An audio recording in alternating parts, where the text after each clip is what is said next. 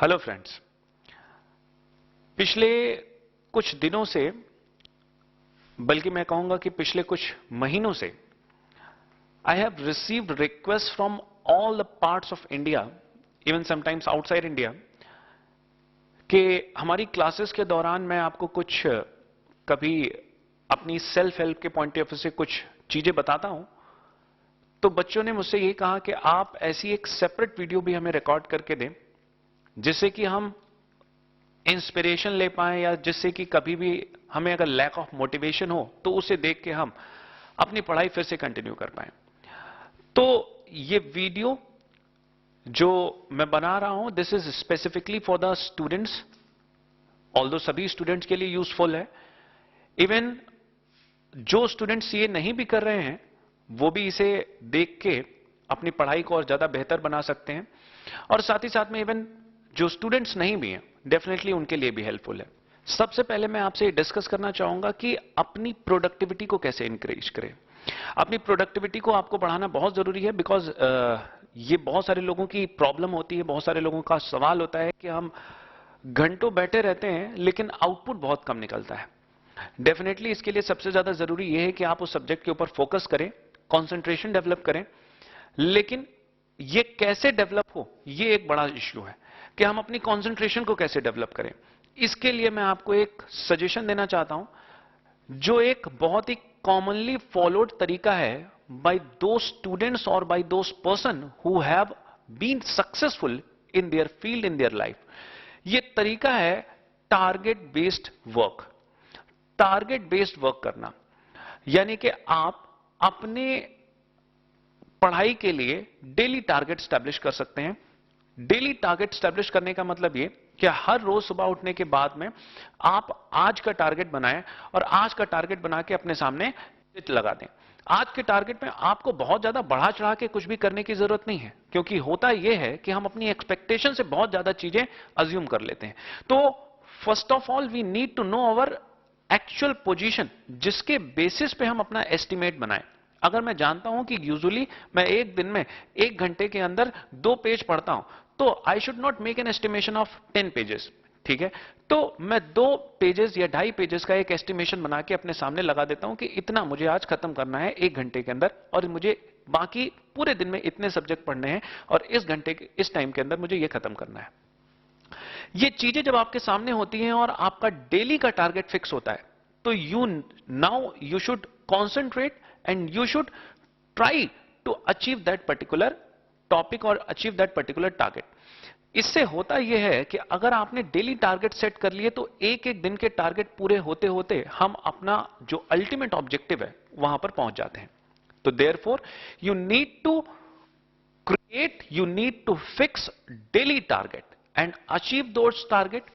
Target बनने से क्या होगा, आपका टारगेट बनने के बाद में अगर अचीव होता है तो आपका कॉन्फिडेंस लेवल बूस्ट अप होगा और इससे आपको एग्जाम में बहुत मदद मिलेगी। ऑब्वियसली कॉन्फिडेंस भी बहुत ज्यादा मैटर करता है for the purpose of your examination. तो देयरफॉर इसके अलावा आपको क्या फायदे होंगे, अगर आप टारगेट छोटा रखते हैं और छोटा टारगेट अचीव होता है तो आप अगला टारगेट उससे ज्यादा बड़ा भी रख सकते हैं। तो धीरे धीरे आपका कंसंट्रेशन ऑटोमेटिक बढ़ता है, बिकॉज अब आपको पता है कि in that particular time, in that particular 1 hour you will have to achieve this target। और फिर आप फोकस करके उस टाइम पे, because you will have to commit yourself, फिर आप क्या करते हैं, फोकस होकर उस टाइम के अंदर आप उस टारगेट को अचीव करने की कोशिश करते हैं, जिससे कंसंट्रेशन भी बढ़ता है, कॉन्फिडेंस भी बढ़ता है और आपका डेली टारगेट अचीव होते होते आप अल्टीमेट ऑब्जेक्टिव पे पहुंच जाते हैं। तो देयरफॉर ये सजेशन जो मैंने आपको दिया है, यू शुड ट्राई दिस। कभी कभी कुछ लोगों का यह कंसर्न होता है कि सर आजकल पढ़ाई में मन ही नहीं लग रहा, आजकल इस काम को करने में मन ही नहीं लग रहा। अब ये मन नहीं लग रहा, इसका क्या सॉल्यूशन है?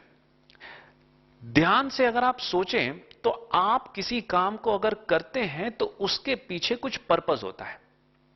तो सबसे पहले आपको अपने सामने लिख के अपना टारगेट फिक्स कर लेना है कि लेट सपोज आपने सीए बनना है और टाइम ड्यूरेशन के साथ में कि इस टाइम तक बनना है। नंबर 2, टारगेट एक बार जब फिक्स हो जाता है तो आपके अंदर कितनी डिजायर है सिर्फ टारगेट फिक्स कर लेने से कुछ नहीं होता। हम सब लोग अपने टाइम शेड्यूल बनाते हैं, लेकिन कभी वो फॉलो नहीं हो पाते। क्यों? क्योंकि हम टारगेट तो बना लेते हैं, लेकिन उसको पाने की बर्निंग डिजायर नहीं होती हमारे अंदर। तो अब अगला टारगेट फिक्स करने के बाद में स्टेप होता है कि आपको उस टारगेट को पाने की कितनी बर्निंग डिजायर है, कितनी ज्यादा ईगरनेस है आपके अंदर, कितनी ज्यादा इच्छा है आपके अंदर। तो you need to encourage yourself, जिससे कि आपकी बर्निंग डिजायर बढ़ सके। अब बर्निंग डिजायर बढ़ाने के लिए हम अपने अंदर क्या कर सकते हैं? देखिए, बर्निंग डिजायर, सबसे पहली बात तो अगर ये जेन्युइन है तो बहुत अच्छी बात है, क्योंकि कई सारे लोगों का एम अगर पहले से ही था कभी कि उन्हें ये काम करना है या फिर उन्हें सीए बनना है या जो भी अचीव करना है, तो वो ऑटोमेटिक बर्निंग डिजायर उनके अंदर है। लेकिन कई बार लोग, उनका मन नहीं था लेकिन फिर भी उस फील्ड में आ गए, या फिर किसी ने किसी के कहने से उनको लगता है कि नहीं, अब उनको लग रहा है कि नहीं, ये फील्ड उनके लिए नहीं है। अगर आप मुझसे इस बात का एक लॉजिकल और एथिकल सॉल्यूशन मांगेंगे तो मैं तो ये कहूंगा कि अगर आपका इंटरेस्ट ही नहीं है तो लीव दैट फील्ड, ये आपके लिए नहीं है। नंबर 2, आपका इंटरेस्ट जहां पर है, आप वहां पर बेस्ट काम कर सकते हैं, वहां पर आप बेस्ट परफॉर्म कर सकते हैं, तो लीव दैट फील्ड। ठीक है? और अब आप दूसरी जगह पर जाइए। नंबर 3, अगर आप यहीं पर हैं और आपको यह भी नहीं समझ में आ रहा कि आप दूसरी चीज क्या चूज करना चाहते हैं, आपको, यू आर एमलेस, आपको कुछ नहीं पता, but still you are continuing with a particular thing, say for example CA. आप सीए कर रहे हैं, अदरवाइज आपने कुछ सोचा नहीं, आपने भी कभी नहीं सोचा था कि आप सीए करेंगे, लेकिन आप कर रहे हैं। Now there is no question to quit it, आप इसे छोड़ नहीं सकते, because you have invested so much of time in it. ठीक है? अब ऐसे केस में, ऐसी सिचुएशन में आप अपने अंदर की बर्निंग डिजायर को क्रिएट करें। बर्निंग डिजायर कैसे बढ़ सकती है? इसके लिए सीधा, शॉर्ट और सिंपल तरीका मैं आपको बताता हूं। Add a purpose to this. Add a purpose to this, यानी कि जब कभी भी आप कोई काम करते हैं तो उसके अगेंस्ट में अगर आपको उसका रिवॉर्ड पता है, तो आपका उस काम को करने में मन लगता है। अगर मुझे बात पता है कि मैं 1 महीने काम करूंगा और मुझे 2 लाख रुपए मिलेंगे, तो ऑब्वियस सी बात है मैं कि 1 महीने काम करूंगा, because I need at that 2 lakh rupees, क्योंकि मेरे सामने, मेरे दिमाग में वो रिवॉर्ड घूम रहा है।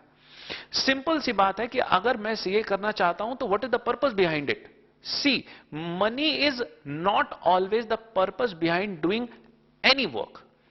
डेफिनेटली कहीं ना कहीं मॉनेटरी पर्पस होता है, लेकिन कई बार पर्पस मॉनेटरी पर्पस से भी कहीं ज्यादा होते हैं।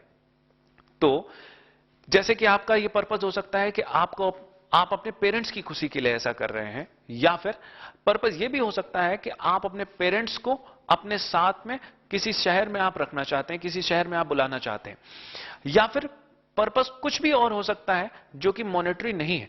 मैं आपसे यह सजेस्ट करूंगा कि पर्पस नॉन मॉनेटरी हो तो ज्यादा बेहतर है। अदरवाइज पर्पस मॉनेटरी हो तो वो भी ठीक है, वो भी बुरा नहीं है, लेकिन नॉन मॉनेटरी अगर पर्पस है तो बहुत अच्छी बात है, क्योंकि पैसा सब कुछ नहीं है। हालांकि अगर आपने पैसे को अपना पर्पस बना रखा है तो भी ठीक है, लेकिन पर्पस होना बहुत आवश्यक है आपकी बर्निंग डिजायर को बनाए रखने के लिए, उसको क्रिएट करने के लिए।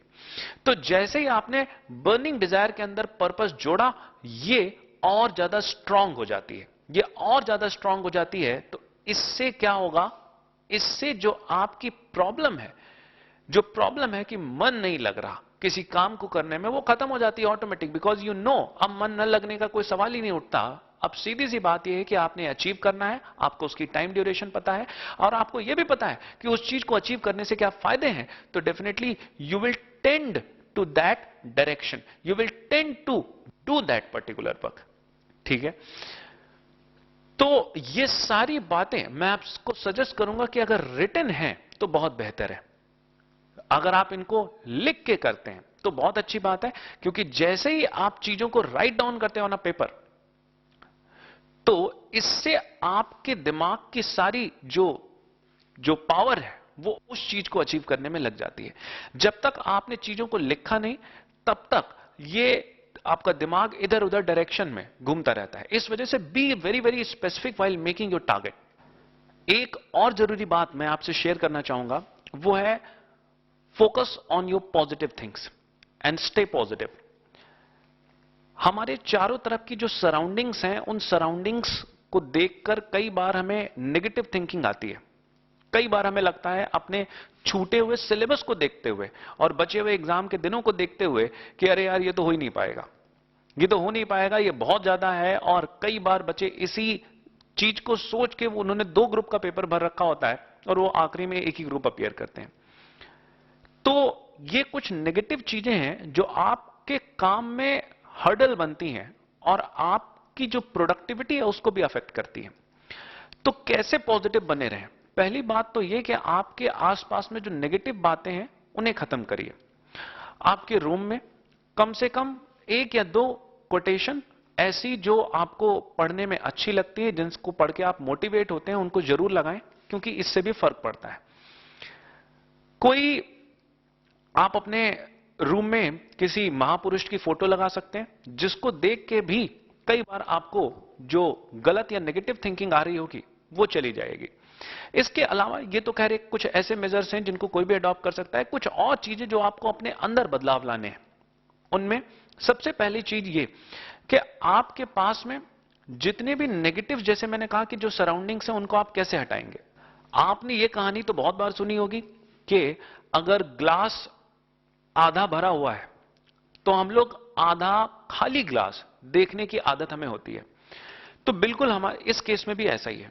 अगर मैं कहता हूं कि मेरे किसी पर्टिकुलर सब्जेक्ट में 12 चैप्टर्स हैं और उन 12 चैप्टर्स में मैंने 8 चैप्टर कर लिए या 6 चैप्टर कर लिए, तो फिर मेरी नजर उन 6 कंप्लीट चैप्टर्स के ऊपर ज्यादा पड़नी चाहिए रदर देन 6 इनकंप्लीट चैप्टर्स।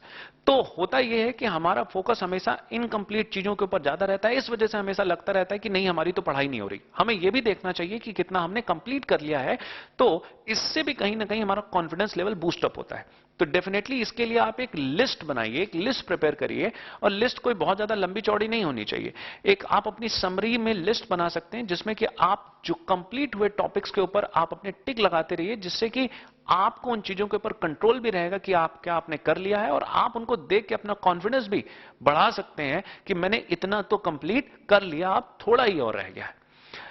ये एक इंपॉर्टेंट एस्पेक्ट है, बिकॉज इससे सबसे ज्यादा बच्चे डीमोटिवेट होते हैं कि इतना अभी ज्यादा पेपर बाकी है। मैं एक और बात आपको बताना चाहता हूं कि जितना भी टाइम आपके पास में रह गया है, अगर आप उसको प्रॉपरली यूटिलाइज करते हैं तो वो टाइम कम नहीं है आपके लिए।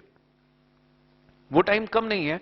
आपको पता जरूर होगा कि हमारे जो देश के इतिहास में महाभारत लड़ी गई थी, वो 18 दिनों के अंदर लड़ी गई थी।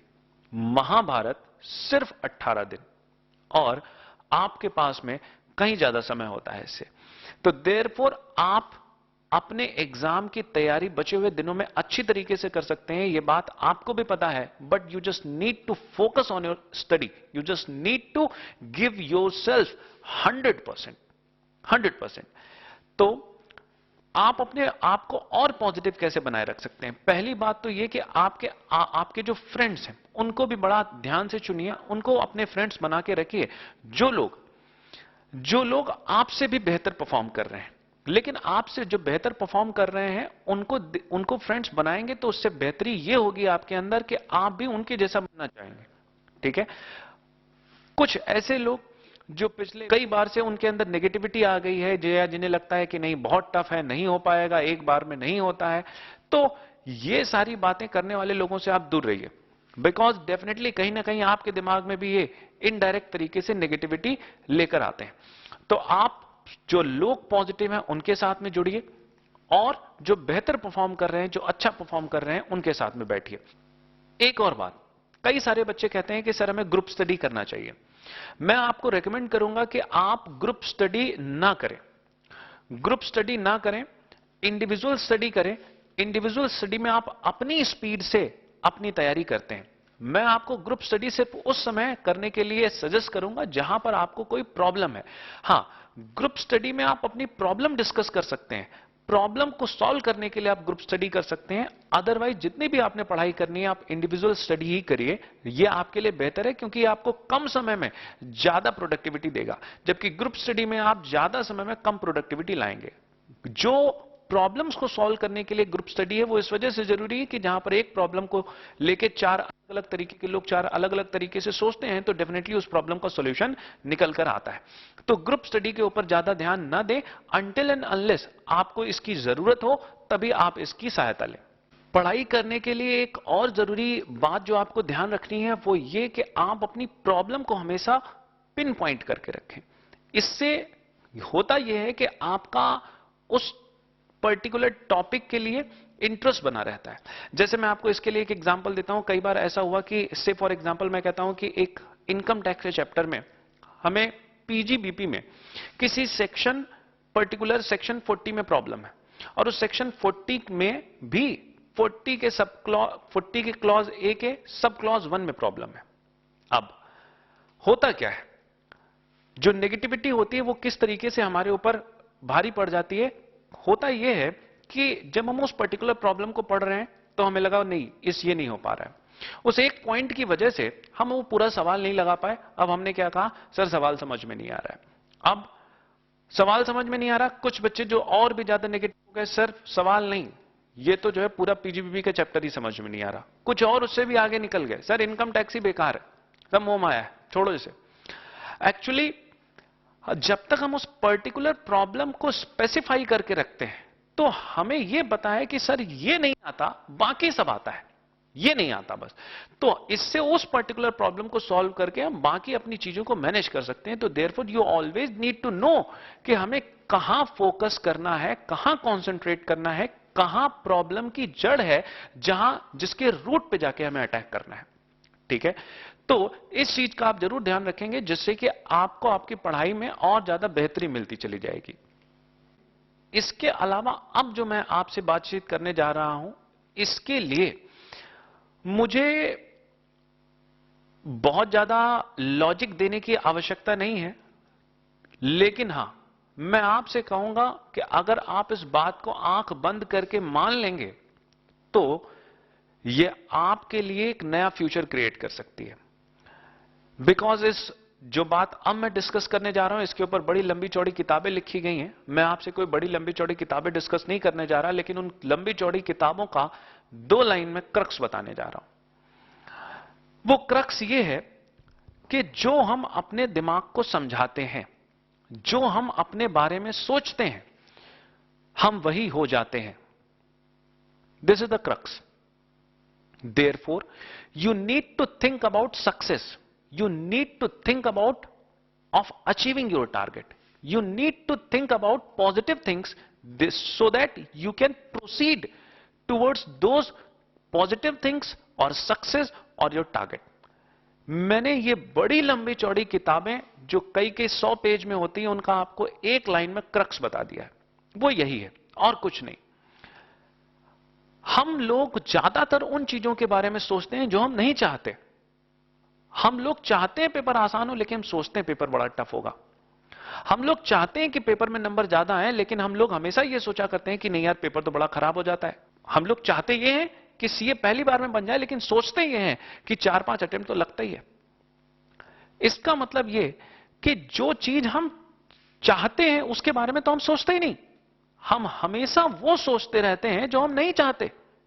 तो देयरफॉर इससे हमारे कॉन्शियस और सबकॉन्शियस माइंड दोनों पे इफेक्ट पड़ता है। साइंस के हिसाब से हमारे लिए सिर्फ एक कॉन्शियस माइंड होता है जिसको हम देख सकते हैं, जिसके थ्रू हम काम करते हैं, लेकिन इससे भी बड़ा सुपर पावर सबकॉन्शियस माइंड है जो कि कॉन्शियस माइंड को काम करवाता है। जो आपके सबकॉन्शियस माइंड में चल रहा है वही उसका रिफ्लेक्शन आपको कॉन्शियस माइंड में दिखाई देता है। इसलिए जितना ज्यादा आप सक्सेस के बारे में सोचेंगे, जितना ज्यादा आप अपने टारगेट को अचीव करने के बारे में सोचेंगे, जितना ज्यादा आप अपने पॉजिटिव्स के बारे में सोचेंगे, उतनी ज्यादा चीजें आपके सबकॉन्शियस माइंड में भी अच्छी होती चली जाएंगी। देयरफॉर इससे आपको रिजल्ट्स आज भी बेहतर मिलेंगे और कल तो उससे भी बहुत ज्यादा बेहतर मिलेंगे। ठीक है, तो आपको हमेशा फोकस करना है पॉजिटिव्स पे, सक्सेस पे, अपने टारगेट को अचीव करने पे, रादर देन इसके अपोजिट जो आप नहीं चाहते, इसके बारे में आपको नहीं सोचना है। तो इन सारी बातों के साथ में मैं अपनी बातें यहां पर खत्म करता हूं और आपको मेरी तरफ से बहुत बहुत धन्यवाद। आपको मेरी तरफ से best of work for your examination and best of work for your bright career. Thank you so much.